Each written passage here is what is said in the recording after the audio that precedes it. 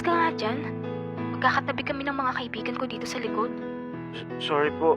Aalis na po. Teka, saan ka pupunta? Doon po sa gitna. Patupo ka sa gitna. Matalino ka ba? Bakit po? Eh, dyan uupo mga kokopyahin namin matalino eh. Doon kayo mga weirdo sa harap. Sige po. Sorry po. Sabi na eh.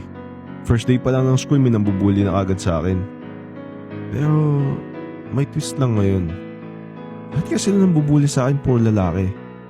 Ang kakaiba lang ngayon, babae ang nambubuli.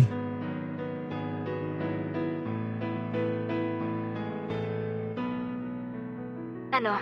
Kamusta first day of school mo? Okay lang naman. Parang normal of first day of school lang. Wala ka namang nakitang maganda doon. Ha? Hindi naman ako nakatingin kahit kanino eh. Ano yun?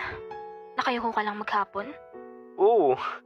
Wala ako sumad kumausap ng kahit sino eh. Gusto ko kasi ikaw lang yung kausap ko. Wala siya. Para kang tanga. Ikaw, kamusta school? Okay lang naman. Pagpasok ko may nakaupo na kagad sa upuan ko. Ha? May seating arrangement kagad kayo? Hindi. Nasa likod kasi ako lagi naka-reserve. Magkakatabi kami doon ng mga kaibigan ko. Parang familiar yun ah. Oh, tas may nakaupo dun sa likod? So, pinalis mo ba? Oo. Pinakiusapan ko lang na kung pwede sa harap siya. Pumayag naman.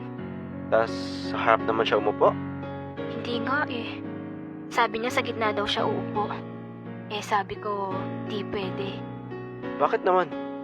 Eh doon umuupo yung mga tropa ng mga tropa kong matalino eh. Kulay red ba yung bag mo kanina? Ha? Paano mo alam?